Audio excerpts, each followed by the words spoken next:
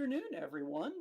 We are here with a bit of a different sort of beast. We are doing a VOD submission for RPG Limit Break with Hebbinks and RPG Chick handling a Save the Crystals seed. Giga, Hello. you're here with me. I sure What, am. what is a Save the Crystals seed? A Save the Crystal Seed basically just means that all of the four fiends need to be defeated before anyone before the player gets the sky coin, which is necessary to get to the end of the game. And I believe is the only thing necessary to access the final dungeon. I believe we do have the shortcut on for this seed. I am not actually sure. Let me check. All right. Well, Yep, we do have assuming that on. that, yeah. So if you've seen a Final Fantasy Mystic Quest randomizer run before, then you will be aware that normally we have this whole laundry list of Go mode items that are required. Not today. Today, what we're looking for primarily is access to the four Fiend dungeons, which mostly comes in the form of the various weapons, and we'll get into that once we get going. But speaking of getting things going, we should probably let Hebbinks and RPG get moving, don't you think? I think so. All right. Well, then, since they can hear me, I'm going to start counting down from 5. So, 5, 4, 3, 2, 1. Good luck, y'all. And we'll see them get moving here in a minute because we do have a little bit of stream delay. But Mhm. yeah. So, as far as item searching goes, we have basically all item locations can have key items. Battlefields are um, Prioritized. thank you.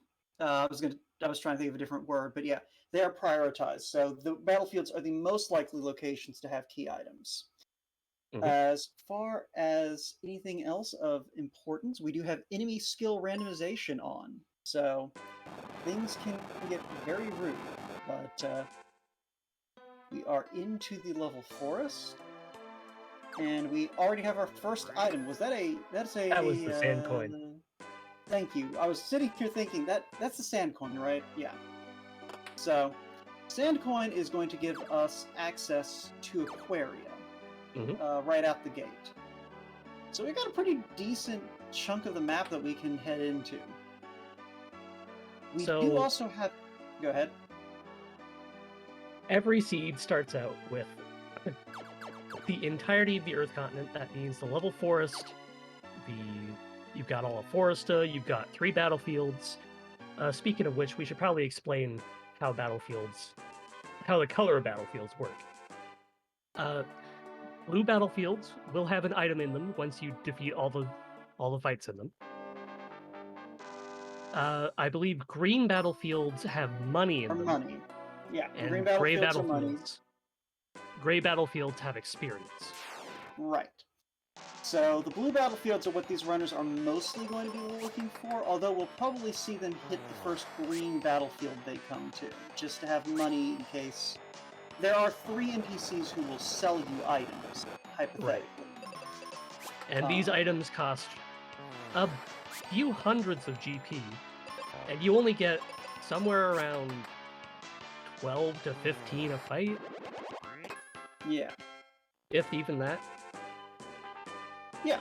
So we do see some divergence. RPG Chick is chasing down the checks for the sand coin, going ahead and picking up Phoebe, who is one of the stronger companions, even in her first state, just because she has so much spellcasting power. That's Hebbix. Wait, I have him backwards. Yep. Hebbinks is on the right. So Hebbinks is the one who's chasing Phoebe. RPG Chick went after Tristram and is clearing out the the bone dungeon. Yes. So we are definitely seeing some. Well, we're seeing how open up things can get with just that first item being one of these coins. So, and where did you find the mega grenades? Was that at the battleground, or was that somewhere else? I believe the mega grenades were at the battlefield. I wasn't paying the most attention, I'm sorry. That's fine. Yeah, no, RPG is racking it up, we already have the best helmet and the best shield on her, Nope. along with the mega grenades. Elixir for Heavens. That's one half of unlocking Kaylee. Yeah, unfortunately, it's the half that we can't do anything with yet.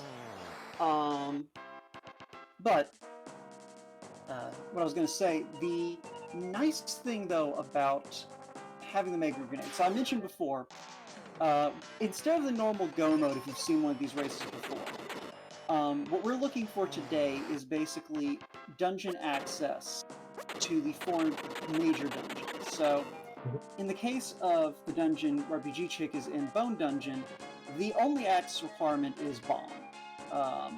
Once you have bombs, you can clear out the dungeon. And it can be any bombs. Yeah. Headinks, meanwhile, you need the sword to get into the ice pyramid where he is. But you also need a bomb and a claw weapon to actually finish the dungeon, neither of which Headinks has yet.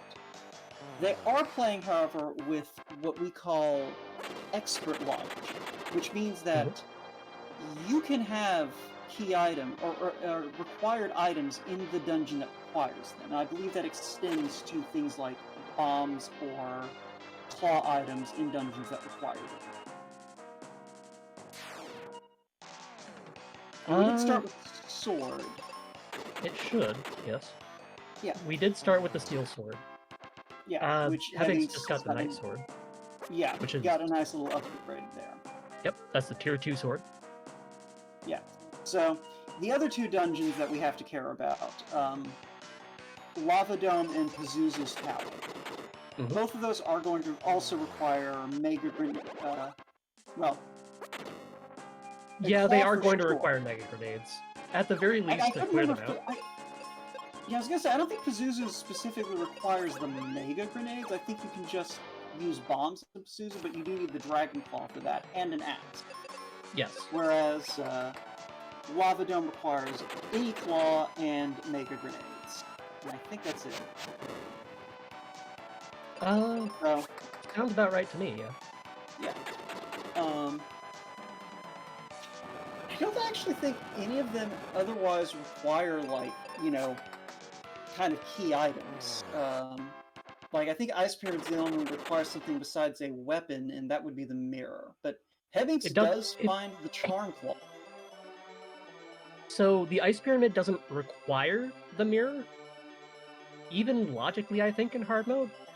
It's just that the mirror reveals the enemies on the map. Normally in Mystic Quest, it's different from any regular Final Fantasy game, because mainly, this isn't a Final Fantasy game. It's a Romancing Saga game.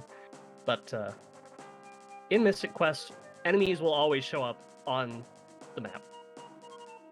You can see them on RPG Chick's side. She's coming up on probably some stuff in this room. Yep, there's a rock, 3 rocks, a skeleton, but they won't show up on Heavings' side in the Ice Pyramid because they're invisible in this dungeon and in the volcano on 2 of its maps. In the Ice Pyramid, you need to have the magic mirror to be able to see them. In the volcano, it's the gas mask. The logic still anticipates that you're going to find it. Like, the placement of the mirror is such that you can get it before you finish Ice Pyramid, even if you find it in the middle of it. But yeah, so both runners have done as much as they can in their respective dungeons. RPG Chick actually going ahead and lighting the first crystal. Headings, because he doesn't have those bombs, forced to back out. And he could have gone back to Wintry Cave, but I think he'd rather play the odds of the chests here in Bone Dungeon. That said, he is skipping over Tristram for the moment and that battlefield, so he may be needing a little bit of back and forth. I'm sure he'll go back for Tristram before long. Choice in the matter.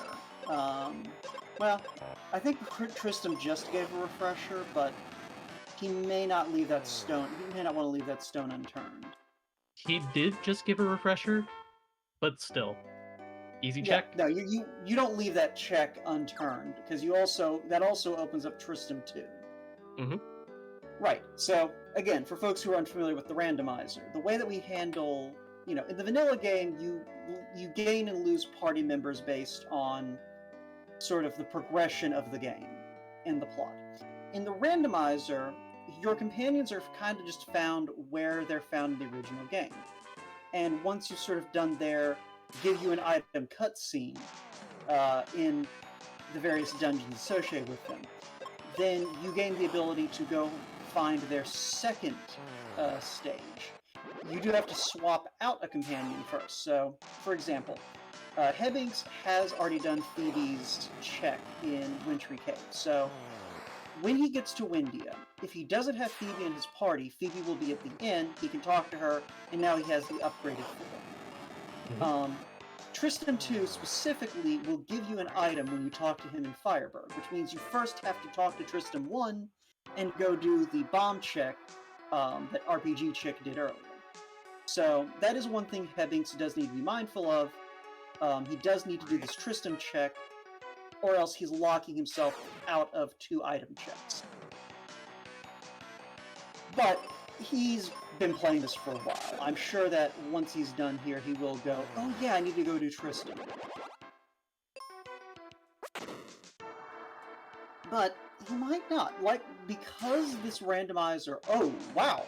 That's 2 red boxes. I'm not sure Hebbings actually checked that. No, he didn't. He came in here without the claw, and that's what I was saying before, is he's playing the odds. There's more boxes here in Bone Dungeon. That's where he went. But apparently Wintry Cave at least was a solid play. That was Gaia armor, so I believe we now have everything but the best accessory, and that Sun Coin... Wintry Cave is the play. Yeah, that Sun Coin is going to open up that Phoebe check I mentioned before. Or that Phoebe 2 pickup. So, RPG Chick, but RPG Chick can't do anything with that right now. No, she's gonna have to go to the Ice Pyramid and find that claw. Not just that, she can't access any other companions at the moment. Because she can't swap out to Tristram 2 without access to Fireburg.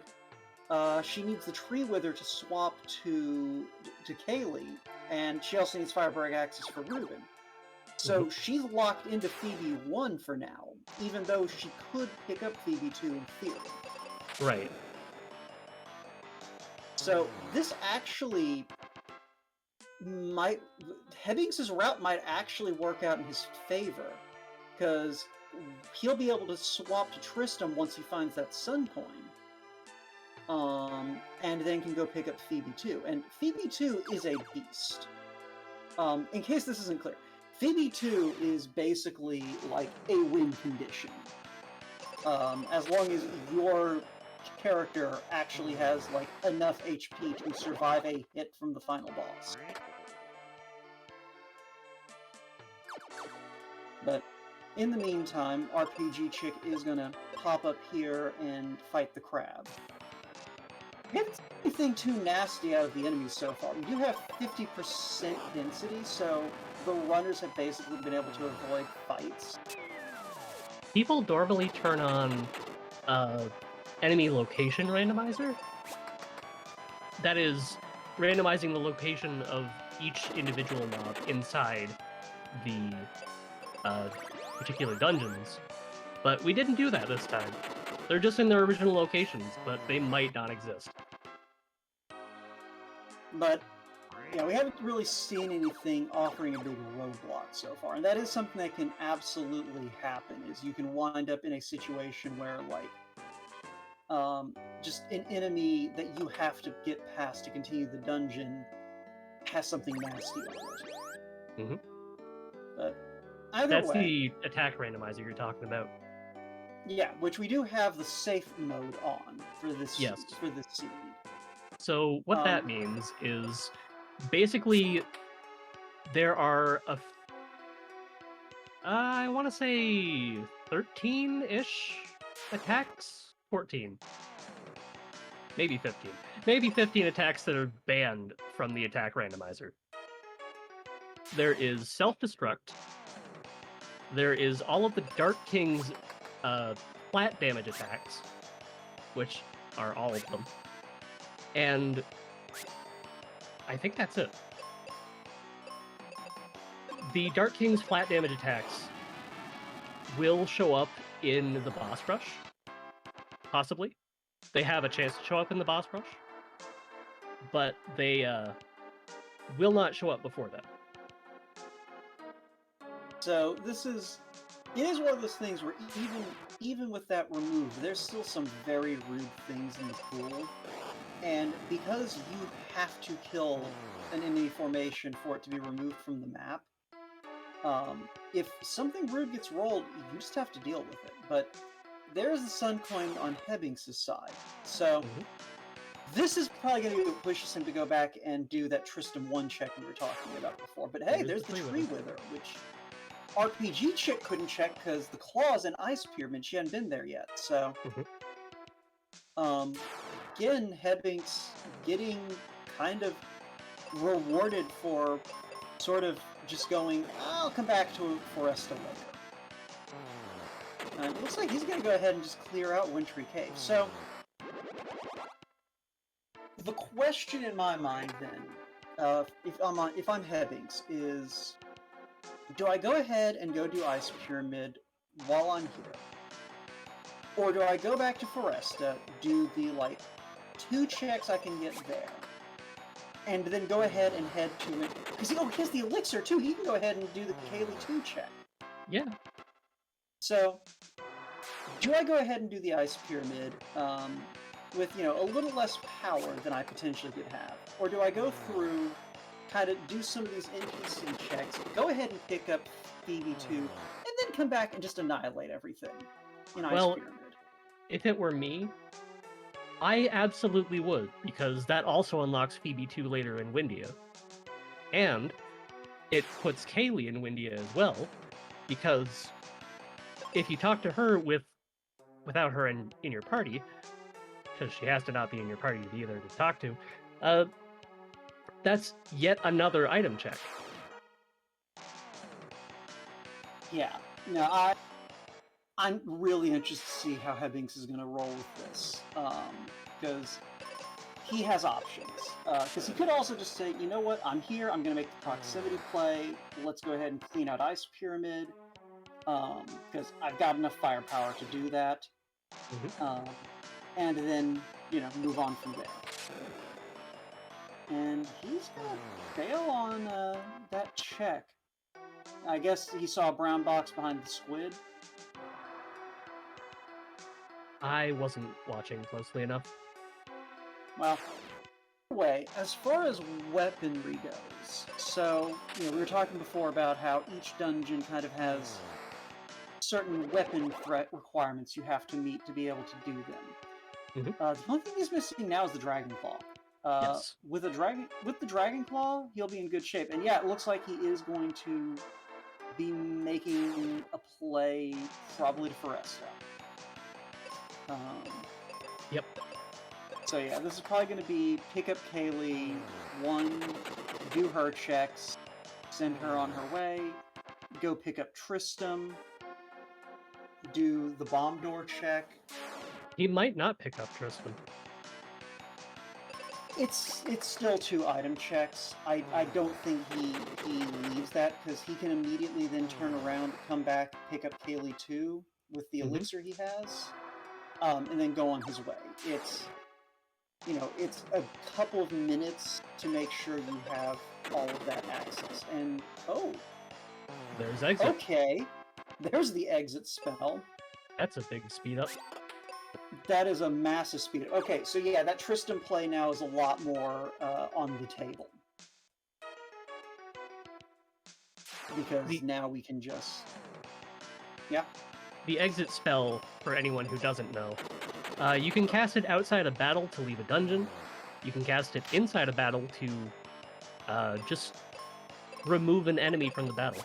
You won't get any experience or gold for defeating them this way, but it works. There's So Kaylee. he's picking up Kaylee too. Okay, so what Hibbings may be doing then is getting Kaylee 2, swapping her out for Tristram 1. Nope. Okay, no, he's going to fade Tristram entirely, which we know Tristram 1 was just another can of soda, but we don't know what Tristram 2 had. Yeah, we haven't been able to get into Firebird yet.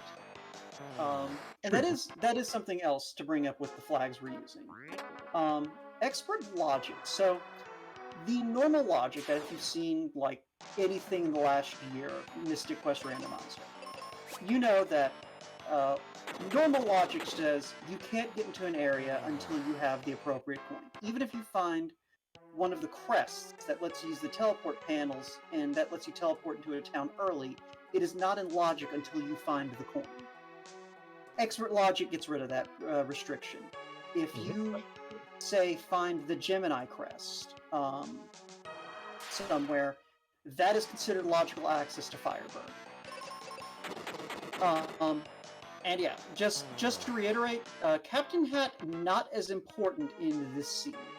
We are playing with the shortcut to the Doom Castle, and we are playing Save the Crystals mode. Meaning we need to clear all 4 of the major dungeons in order to get the Sky Coin, and then once we have the Sky Coin, that's it. That's all we need to get into the final dungeon. So, right. Captain's Cap only locks 3 boxes in this scene. And the odds of those boxes having what we need, actually I think it's impossible, because the only thing we really need at this point is the Dragon Claw and access to Firebird.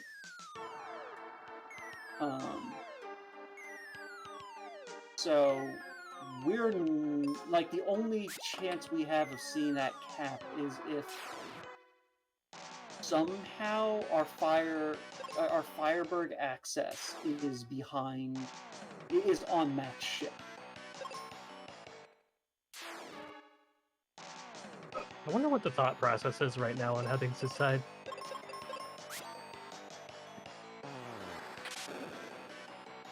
Probably just trying to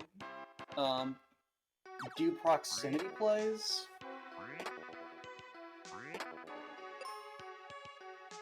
That's an unfortunate find. When you get a weapon that is a lower tier than what you currently have, it's basically a wasted check. Oh, there's the Giant's Axe, which is the tier 3 one. Yeah, so the duality of axe on our 2 sides. RPG Chick finds the lame axe, Hibbings finds the good axe. So... that's unfortunate too. It's never a good idea to... Well, a good thing when you see a red chest at the very end of Ice Pyramid. Because you gotta climb all the way back up. You gotta go defeat that one enemy that's sitting there. Just... It's a hassle. Well, I mean, the bright side is you can generally at least drop down to that room from this room, so you can save a little bit of time on the run back. But, you know, we had to come all the way up here anyway, because it's required. Hibbings, though, making a bold play into Giant Tree. Giant Tree not required, but, and he can't go very deep, so this may just be I know I don't have to go very far because I don't have Dragon Claw, and if I do have Dragon Claw, I can just leave. But there's the Thunder Rock. So that does, going back to what we were talking about before, if we have a Mobius Crest, that would then absolutely put that Captain's Cap into play. Well, for one check. I got my wires crossed. We don't even need the cap to get on the boat. We just need the cap to get the one item Mac has. Right. But Hibbings is going to go turn this Thunder Rock. Oh, Oh. there's the river coin. There's the river coin. All right, so And the at Venus this key. point, so at this point, we just need the Dragon Claw. Like, you know, obviously the two runners have different pieces of the puzzle, but we now know that the Thunder Claw is the one component missing from Go Mode. Thunderclaw? Dragon Claw. I was saying Thunder Rock. It happens. Yeah. I like to Also, get the goat for it. Look. I sometimes watch free Enterprise races. I get my claws mixed up. There's a lot of claws on it on the SNES. Okay. Okay. But yeah, so RPG Chick at this point has the crystal lead, having cleared out both Sand and Ice Pyramid. Hebbings has a little bit of an exploration lead at this point. A little bit of a power lead, too. Yeah, also a bit of a power lead. So it's really just a question of where do these runners go from here? We know that RPG Chick probably needs to, you know, pop into Windia, get Phoebe 2, and then just head to Fireburg. Because nothing we saw in the parts of Windia Hebbings check really helps, as far as we know. No, none of it was Dragonclaw. Yeah, so Dragonclaw has to be, I think that Dragonclaw has to be in Fireburg, or at least, like, it's behind something in Fireburg. Since I think all the checks Hebbings didn't do are all Dragonclaw locked. That would make sense. Yeah, so, or at least, like, Mobius Crest, or Crest locked in general. Because there are the boxes in Alive Forest that are behind crests, and there's the checks in Spencer's Place that are behind crests. So we can't get to any of those. Right. We don't have the claw, so we can't get to most of the boxes in the dungeons. We do need the... There is a check in Spencer's Place that the Venus key unlocks. Which is technically the vanilla Dragonclaw. Technically. If we're being very technical. So that box is not, I think, there normally, or it's not normally locked by... Yeah. It's been placed there by Wildham to replace the cutscene where Tristan gives you the Dragon Claw in the vanilla game. So that, because all the cutscenes are basically removed, that basically was just replaced with a second chest locked by the Venus key. So it adds a little more value to it. And yeah, just go ahead. No, I wasn't going to say anything. Okay, I thought you were. But yeah, so in general though, because we just have everything randomized at this point, probably we've only seen 2 blue battlefields too, right? I believe so. So I think the other 3 have to be in Fireburg as well. So the blue battlefields are more likely than any given check to have those, to have the Dragon Claw, to have those, you know, key items. So yeah, RPG, if she makes the play to Fireburg, maybe even just skipping out on picking up Phoebe 2 right now, she could pull herself way out. Yeah, if she goes to Fireburg and stays in Fireburg, because she should have picked up the tree with her, so she could go back and get Kaylee and Kaylee 2 and all that. But if she just says, you know what, there's enough power between Tristan 2 and Ruben, I'm just going to go to Fireburg, which it looks like that's what's happening. So RPG Chick could be in go mode here in just a couple of minutes, depending on where this claw is. Oh, Mobius. Yeah, that's going to help also. Not only does it enable access to the ship that we don't need, it also enables warping between Fireburg and Windia. And the multi-key to be able to use that warp, but depending on where this Dragon Claw is, there's a pretty good chance we're gonna find that multi-key. So swapping out for Ruben, probably gonna head to the mine if I had to make an educated guess. Buying seeds. I mean, I think almost everyone does that once they've confirmed they don't need the money for other stuff. And it's the best spell in the game. Yeah. Or rather, the most powerful spell in the game. Flare does a base 1,800 damage. And then it's divided by how many targets you hit, weaknesses, resistances. Because, yeah, Flare's fire elemental, right? It is, yes. Yeah, so... but the thing is the amount of damage it pumps out, most things it doesn't matter. Right. Like, our biggest limitation is just the fact that, you know... We don't have that many wizard points. Yeah.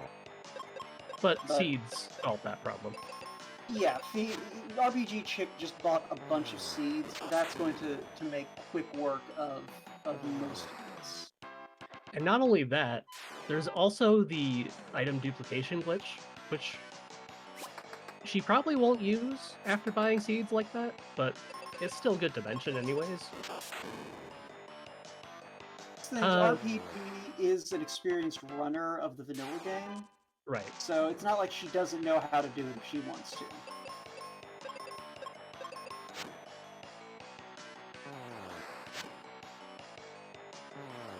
Ebbings has dropped his Iron Golem in a hail of Ice Golem. You're just so quick to jump on me. I do what I can. It's appreciated. But yeah. So, Ice Golem down in a hail of arrows and white spells. And yeah, Hebbinks picking up the Venus Key, going to be getting bombs. But that exit spell is now in play.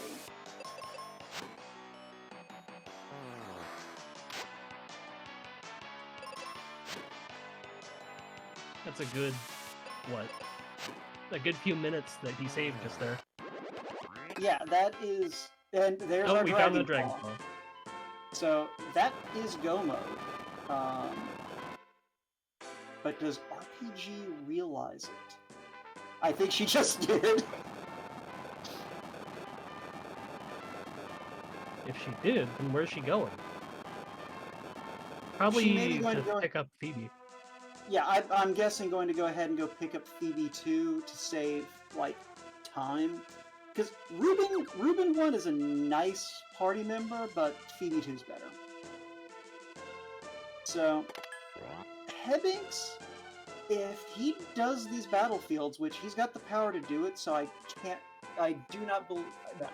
believe he won't, is going to be in a better position. Because he'll be right here, he can clear out the lava dome, and then it's just straight onto Windia. And if this battlefield has the multi-key, then that's going to be even faster, but... Either way, RPG Chick in go mode just needs to go clear out Lava Dome and Pazuzu's Tower. Pazuzu's Tower, that could be another sticking point. Because I know RPG Chick knows the strategies for Pazuzu's Tower. Right. I don't know if Hebbinks does. Like, he's done this randomizer a lot, so I imagine he generally knows how you're supposed to deal with Pazuzu's, like, jumping up between elevators, because Pazuzu makes you chase him. That's what Pazuzu does, because Pazuzu is a jerk. You probably know more about it than I do. Why don't you explain it? I do not. I only vaguely no? recall how it works. Well, yeah, basically it's that there's a series of switches in Pazuzu's tower that you need to flip. They are only on even-numbered floors. Right, and the thing is as you cut off floors, Pazuzu gets stuck somewhere and can't run away from you anymore, and then you have a boss fight. But the order in which you need to flip those switches varies depending on sort of where Pazuzu jumps after the first time you bump into him. So it's one of those things, it's probably really easy to learn. I just have never bothered to learn it because I think it's that, if I remember correctly, it's that Pazuzu always goes up some random number to some random floor above the floor that you meet him on first. So if you wait until the 5th floor, for example, he'll always go to the 6th. Sounds about right. But I could be absolutely wrong, because RPG Chick just activated Pazuzu from floor 3. Probably because she's not going to go stand in his face on floor 5. Yeah, well, anyway, she knows what she's doing better than either of us, if I'm not crazy. So, yeah, so heading into Lava Dome, he is basically not going to stop for anything. But maybe if he sees a red chest that is, a few steps out of the way, he might stop to pop it open, like right here. Because he presumably would still like to have, like, the Excalibur, and possibly, like, life. Because those are the only two things I can imagine. He probably made an Excalibur. He's probably looking for the life spell at this point, which is the best healing spell in the game. Well, he also doesn't have Dragon Claw. He's looking for that. No, he got it. I just think he got marked on the tracker. No, he did the battlefield that gives it. So. Ah, all right. My bad.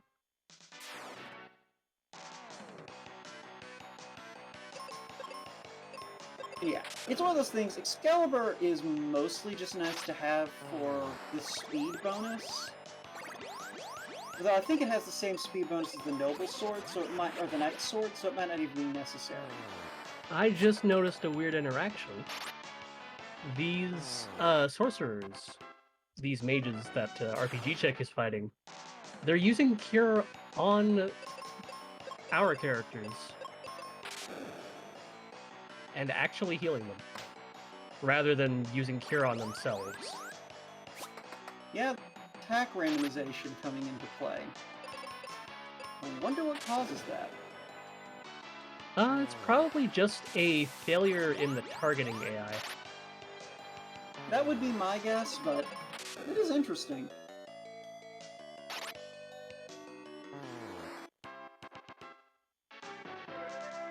I imagine what would happen is the AI would have each attack flagged for use on your party or the opponent party. And most attacks in the game would be flagged for use on the opponent party, but it would be on an attack slot basis per enemy, rather than for each individual attack's damage formula.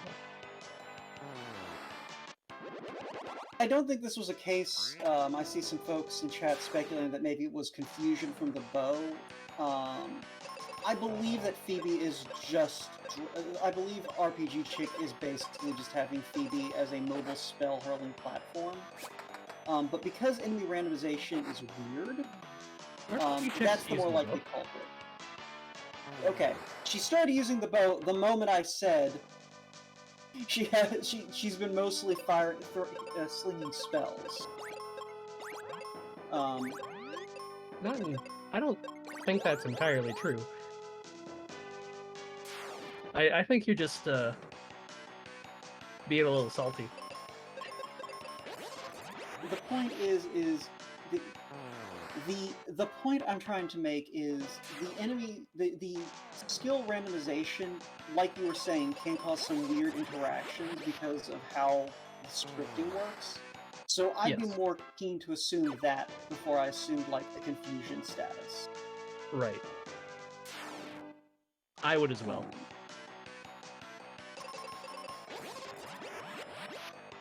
But yeah, so both these runners kind of just making their way through these dungeons. Hebbings doing a little more stopping to loot. Like I said, I thinking on it, he's probably looking for either life or heal. We just got confirmation that it's not a confusion status. It happened again. The only thing RPG Chick has done in the battle is cast spells. Which I saw before, so... Yeah, so that's the thing, is any randomization or skill randomization can do some weird things. And that's before we throw in all the things that do weird things. Pretty much everything's weird in this game.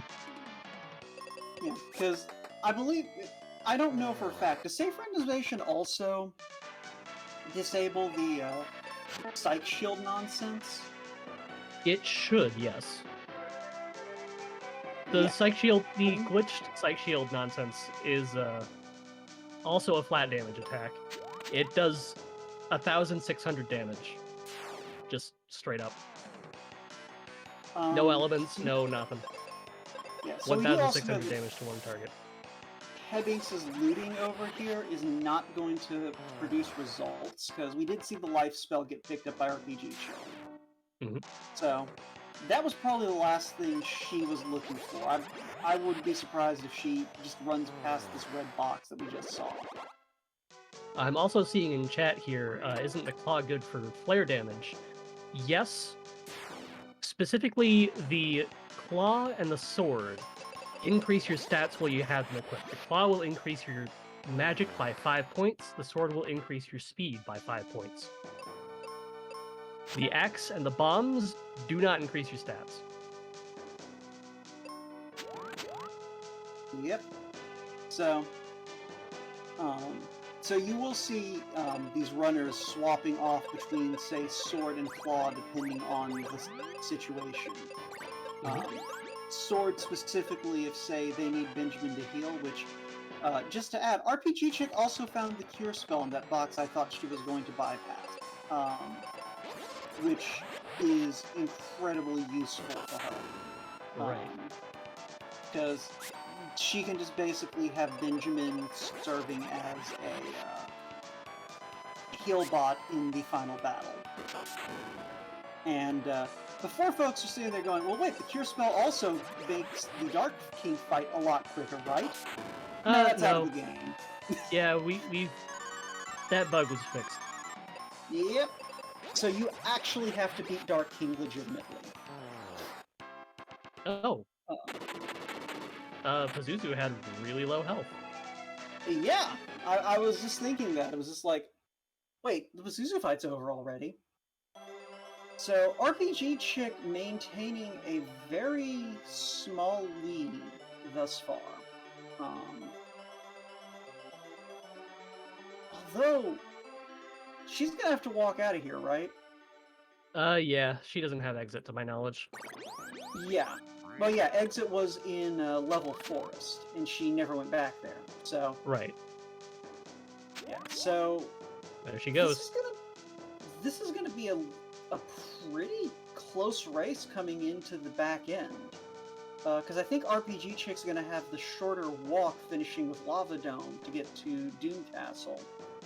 But Hebbings is going to have the faster exit out of all these dungeons. Because he's literally just going to exit. Plus, he's going to pick up time in Doom Castle off of the first two boss fights. Because he can just exit them. Right. I will say it's not It's not the most accurate way to do it, but you can petrify the Skullrus Rex.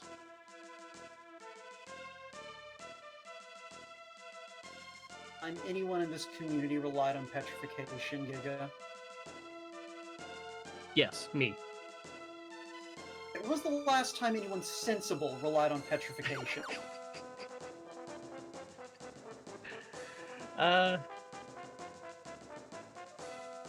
Good question.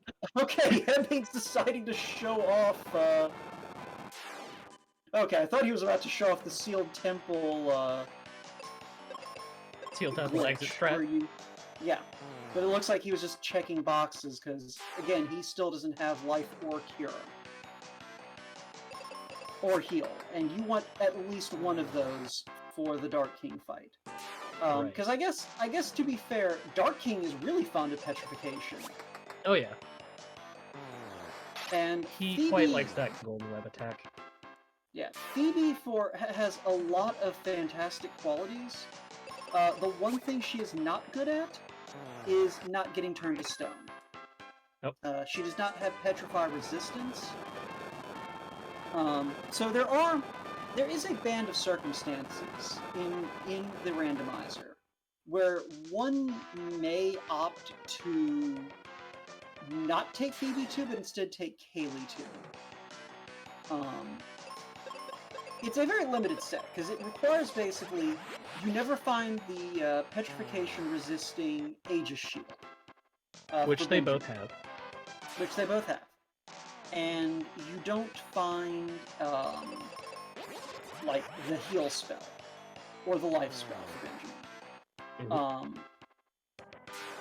So under those circumstances, you bring Kaylee 2, because Kaylee 2 won't be turned to stone and can keep your Benjamin alive.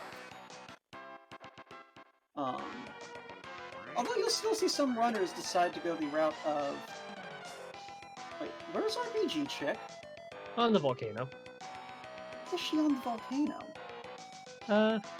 Checking it out. I am no actually... reason. Yeah, no, I'm trying to think of why she would be up here. Because you need to do Volcano to... Oh, you need to do Volcano to do Lava Dome, don't you? No, you don't. Okay, then I have no idea why she's here. She did find white for Benjamin. I mean, that's a good reason. I mean, that's a good outcome, but that's not a good reason. You have flair. She was looking for items. What can I say? She doesn't need anything. She literally has the best armor in the game. And weapons are useless.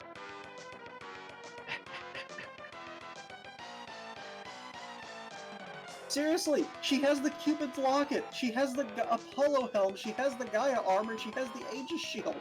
There is literally nothing that chest could have had except for white. It didn't take that long. Second count? She doesn't know that every second counts, but every second counts right now. Like, if she has a lead on Hebbings at the moment, it is a very narrow one. And honestly, I would argue they're probably basically even. Okay. She's hesitating. She hesitated, and then she turned back. Also, I just realized we never really shouted out, this is basically Drow Benjamin today. Basically, yeah. Yeah. I'm not really familiar with D&D races, personally. And in chat, saying maybe she's looking for the exit spell, but the exit spell's not helpful at this point for her. Like, the back door is 20 seconds away from where you fight the boss here. And after that, you're just running through places. You're not needing to exit back out.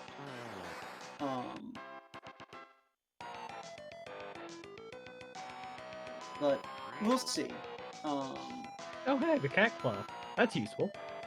Yeah, I think we saw Hebbings pick that up too. It's nice to have True, the exit spell does speed up the final boss, but... Or not final boss, the boss rush, but... I don't know. But you're saying something, Giga? I was saying, like, the cat claw is a little... It saves, like, frames, in that you don't have to step up to a wall, you don't have to, click your dragon claw against things. You can just hold down the A button and climb down walls. You also But don't it's get gone to now. cycle off of it. Yeah. Oh well.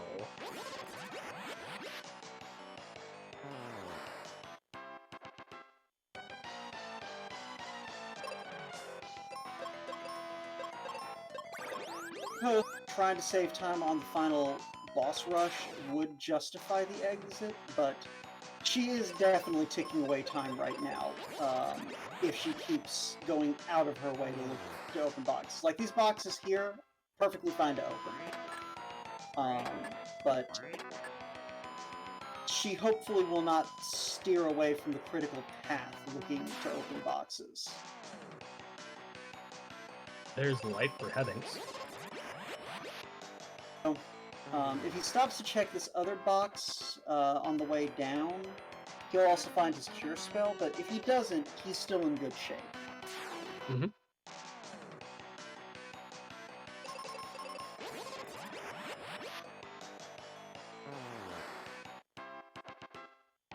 It's not like Benjamin gets much use out of cure anyways. Nice on the final fight, because it means that you can have Benjamin, like, dropping cures while Phoebe just lays on the fire power. Though both of these runners, with the levels they have on their Benjamin, they can just go for, like, full power strats and just, you know, have Phoebe handle the curing while Benjamin continues to drop wizard spells. Right. Normally, runners at a high level will be able to defeat the Dark King at around level 16. That sound right to you, Wout? Yeah, depending on the enemy scaling, well, I guess it doesn't matter for Dark... Well, it does matter for a couple of Dark King's attacks.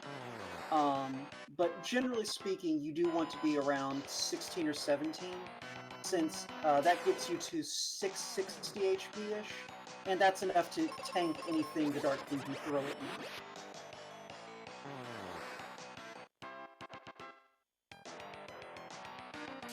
you. Roughly, yeah. Yeah, because I think, I think it's Spider Kids is the one that has a that can do variable damage. I don't think any of them can do variable damage. I could have sworn there's at least one, but it's been a hot minute since I've looked at the Dark King's full power set. But regardless, One of them could do multiple hits, which is the only situation I can think of where that would be the case. Yeah, but either way, the point is with a couple of exceptions, if you have 660 HP on Ben, you're going to be able to survive almost everything the Dark King does. And I guess with enemy shuffle, with skill shuffle on, Dark King could, in theory, have some nastiness. He could also be completely useless in at least one of his phases. But regardless, Hebbings is through Pazuzu's tower. He actually wound up taking advantage of the exit spell twice there. I don't know if you caught that. He used one cast of exit to jump out of the tower once he had Pazuzu pinned, and then was just able to exit back out immediately.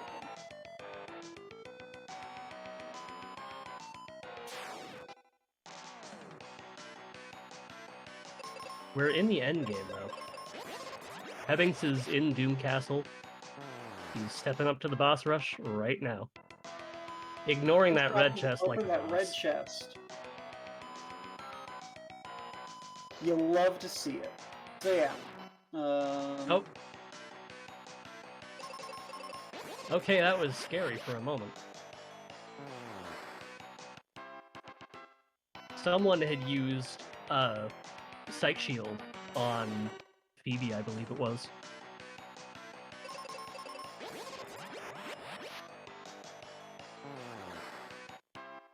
Up to the second fight. An RPG getting close to everyone's favorite dragon, but the dual head Hydra. Thank you. I was basically just waiting for this fight to start up to remember the name by looking at the name of the other one. The Twin Head Wyvern. Dual head, always red. We're never going to look at that mnemonic, but thanks for the effort. But no, so, yeah, it is one of those things, like, you know, all these palette swap final dungeon bosses, it's like, most of them, it kind of works. At least to remember them. I also don't remember the name of our dinosaur buddy in the final boss rush. Skullrus? Is it? It's Skullrus Rex. Is the bone dungeon? Flamerus is in the bone dungeon, Skullrus is in the boss rush. Okay. That is the exact opposite of what I would expect based on the dungeon naming, but well, Flamerus is red. Yes, but why didn't they make the red one the one that's at the end of the game and named Flamerus? Good question. I don't have an answer. Yeah, exactly. Like I said, it makes no sense. But anyway, Twin Head Wyvern went down like a sack of wet bricks, and we are already up to Zuh. And I cannot imagine that Zuh is long for this world, because we are just laying into him with flare and white left and right. But that's a lot of health. This bird ate like 4 or 5 high-level spells and only is just now in its second phase. So the enemy scaling today is anywhere from 50 to 100% for every enemy, including bosses. I believe that's the Sky Coin for RPG Chick. Yeah, it must have rolled its vanilla health then, because that was a lot of damage that it ate before going down. I would bet it rolled a little less. But not too much. Yeah, I would say, if it rolled less, it was still probably 85% plus. But anyway, use Dark King. Anyway, here's Wonderwall.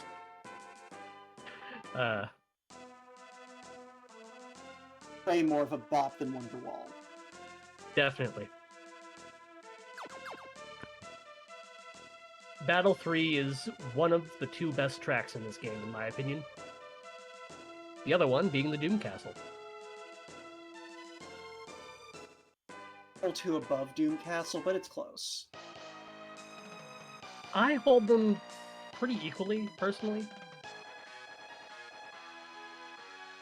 It depends on the type of mood you're in. So Dark King's health scales based on each phase. Individually for each phase. Yeah, so each phase is going to have a different outline of HP. So some of them will go really quick, and some of them are going to be nightmares. You know, more of a nightmare than a giant spider with the face of a man. Oh, come on. I see that in my dreams all the time. He's a bug. I think if you're seeing that in your dreams all the time, you have some concerns that you need to have. Nah, it's cool. Spiders are friends. Spiders are friends, it's just that when they are, you know, gigantic with the face of a man, that it becomes a little more disconcerting. But I see that Ebbings has run down to needing to use Blizzard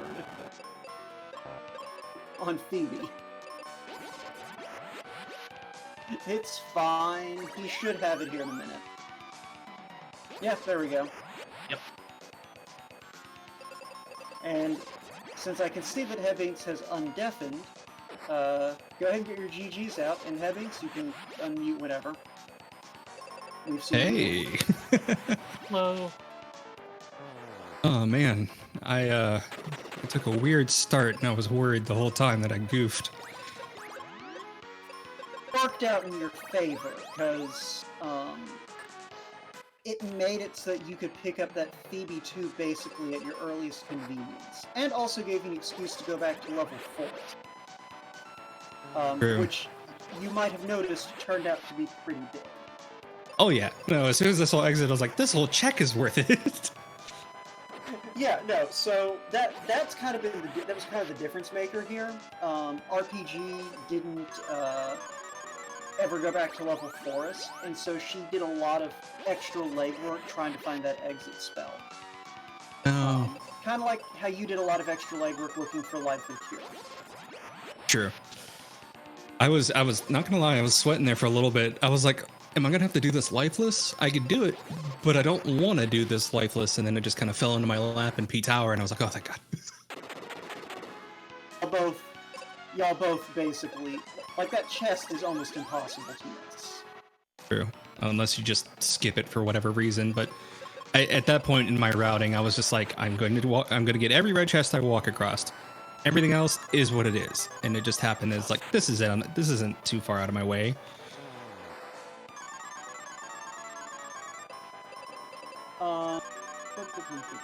So yeah. Overall, this was a very entertaining scene to watch. Once I remembered what things were called, thanks to with Luke's help. You're welcome. You know, it was definitely interesting.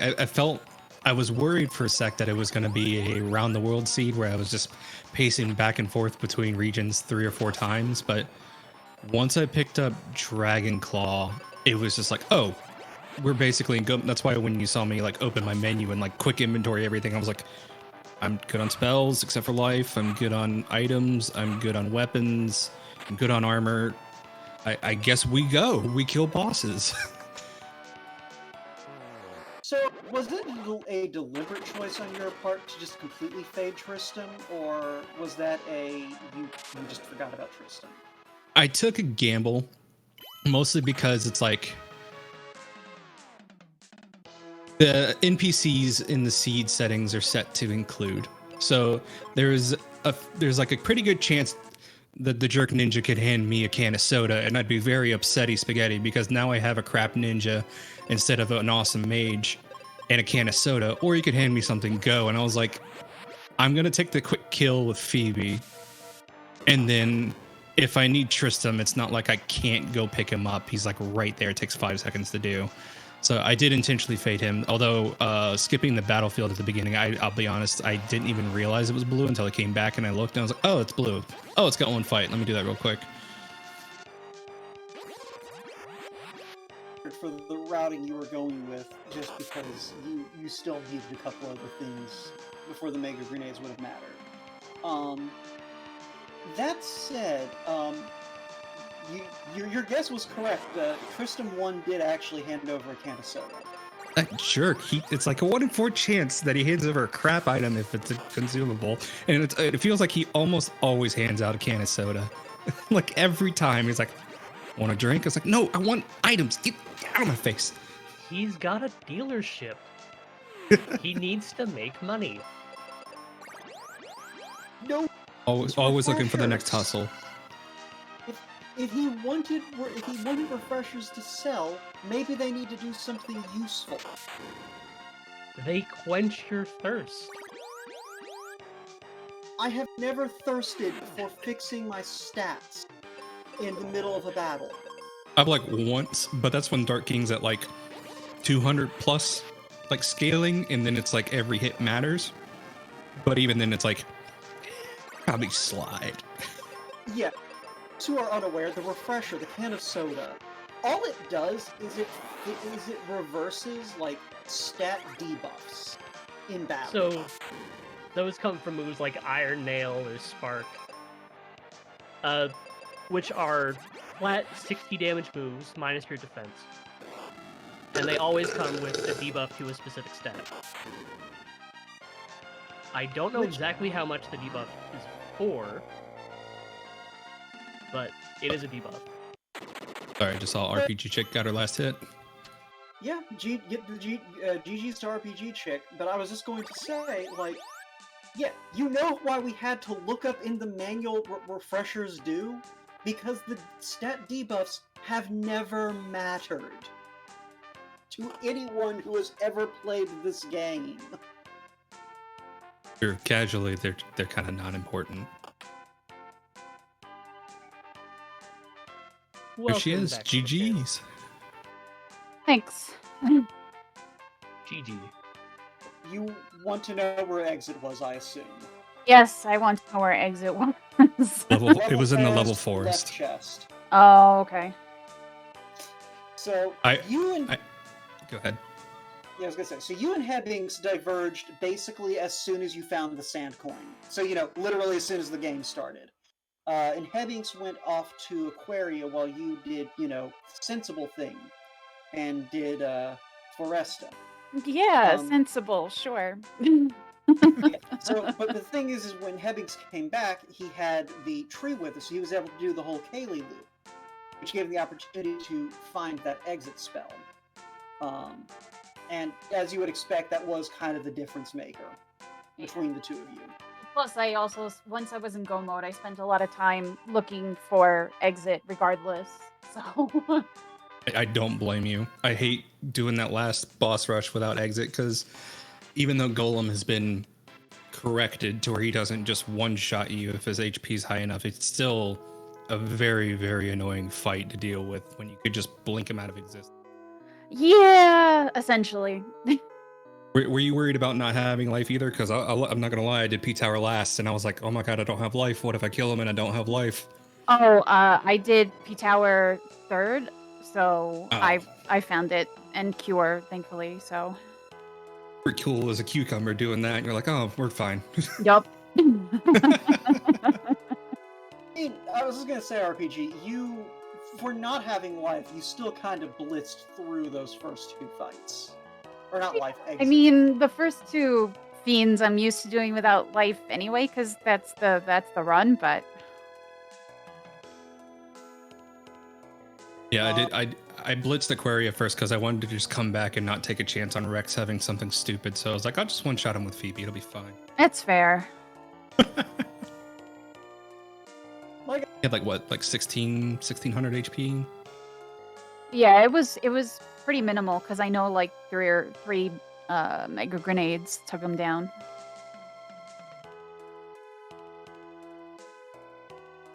So, trying to think, can you think of anything else to kind of mention from what we saw? I don't think so. I guess it was... I did want to know why you went into the volcano. Is it just to search for exit? Yep, that's it. I was just looking for exit. Did you like what you found there? White was a nice find, I'm not gonna lie. That's where White was. Okay, I was like, I'm missing White, but I have Arrow and Flare. Yeah, it was French vanilla white. Sounds like a coffee drink. I want some coffee now. Thinking about all kinds of beverages, aren't we? But yeah, so all in all, no, that was a very entertaining run. Y'all both pretty much managed to finish in about an hour. Mm-hmm. But yeah, so overall, any thoughts on any tweaks you might want to make to this flag set in the future? Anything like that, or are y'all pretty satisfied with these flags? I think the flags are okay, unless Hebbings has any ideas, because he plays much more often than I do. No, I'm fine with these, especially for a marathon setting. I think they are equal parts entertaining and safe. I think if we tweak it anymore, we get into the danger territory of getting stuck somewhere, and I'd much rather not have an audience sit through that. So I think, we set a good pace. There was enough routing decisions to make to where it wasn't brain dead. We really had to think about where we went and take gambles on some things while also, keeping in mind what to do and how to go fast. So I genuinely think this is going to be a good submission, and I think the staff at RPGLimit Break is gonna hopefully enjoy the run. Hopefully. Wink, wink. But, no, I was gonna say the thing that I do like about the scaling is it does open up the possibility of Tristram 2 being able to help. No. He helps. He lets you swap out party members, and he hands you an item. That's all he does, right? Yeah. Yes. But when we inevitably let people like force y'all to take Tristram, it's doable. Maybe. Yeah. Maybe. Okay, One y'all day. are both rocking like level 23 plus Benjamins at the end game. I don't think that power is the concern here. Just make him cast life every turn. It's fine. Fast healer Tristan. So I think that's a good note to conclude it on. So yeah, thanks folks for watching. And if you are watching this because we sent you this submission video with a submission, thank you for watching. Yeah, that's all I got.